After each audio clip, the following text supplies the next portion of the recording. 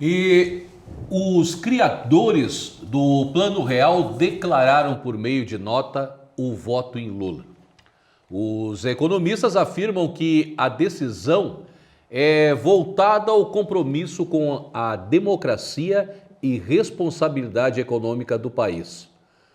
Tiago, o aceno desses economistas favorece Lula frente aos investidores?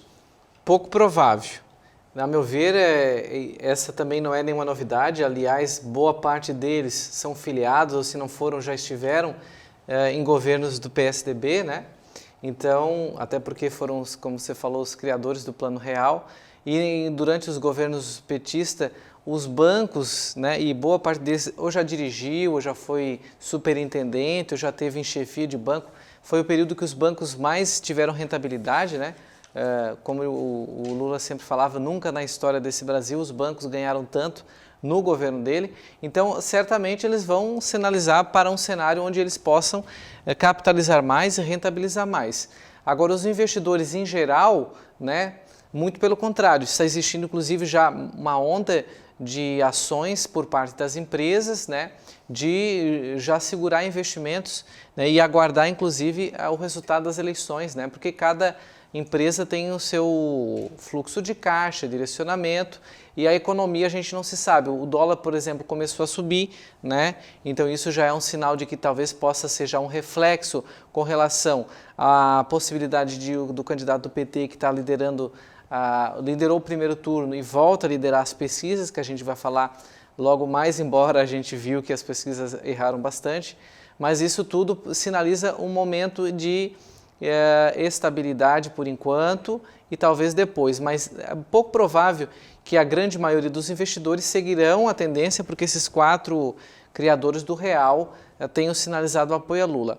Inclusive, aqui em Santa Catarina, em Balneário Camboriú, que é um celeiro do setor imobiliário, né?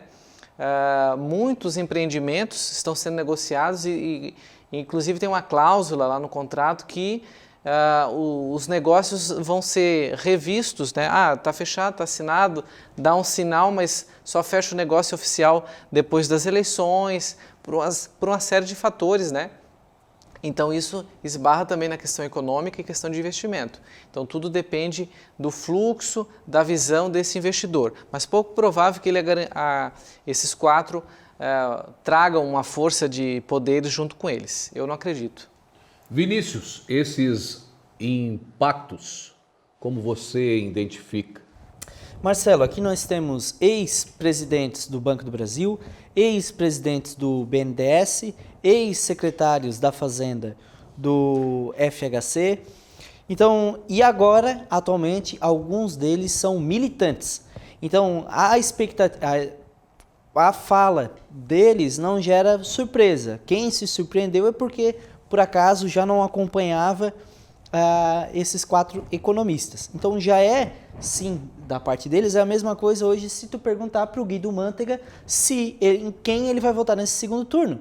Já está nítido. São pessoas que estão acompanhando. Assim como o FHC também disse que vai votar no Lula, essa fala deles só acompanha o que o próprio ex-presidente deles falou. Está acompanhando, está seguindo a mesma metodologia de trabalho.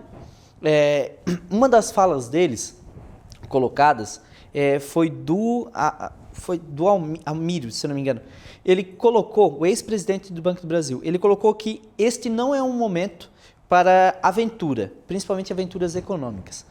Então, o que ele quer dizer é que não é para ter mudanças, mas nesse caso a gente estaria invertendo.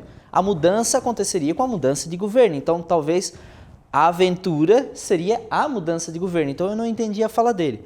Outra questão, ambígua, né? Outra questão que eles colocaram foi muitas narrativas nessa nota, dizendo que é em defesa da democracia, mas o interesse deles é econômico.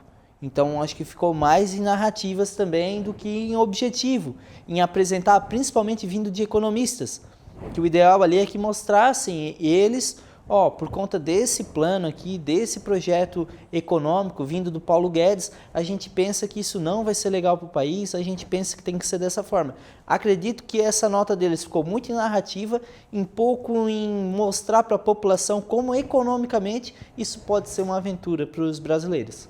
Falando em tucanos, PSDBistas, o que chamou a atenção também foi o apoio de José Serra ao candidato Lula e no governo do estado de São Paulo ao Tarcísio de Freitas, que ficou totalmente confuso da gente entender, né? Porque o próprio PSDB está confuso, né? Eu acho que o PSDB, acabando esse ano de 2022, eles vão ter que sentar e perguntar, afinal de contas, quem somos nós? Eu acho que eles estão com uma crise de identidade gigantesca, o PSDB. Eu acho que essa crise de identidade já vem há bastante tempo e se eles pretendem continuar sendo líderes, como já foram em grande parte dos governos, em prefeituras, em estados brasileiros, eu acho que se eles pretendem continuar nesse ritmo, acho que eles têm que parar, sentar, ver essa crise de identidade e resolver isso logo. Deputados ex-campeões de votos em outras eleições perderam milhares de eleitores no pleito deste ano. Muitos perderam a cadeira na Câmara ou passaram raspando.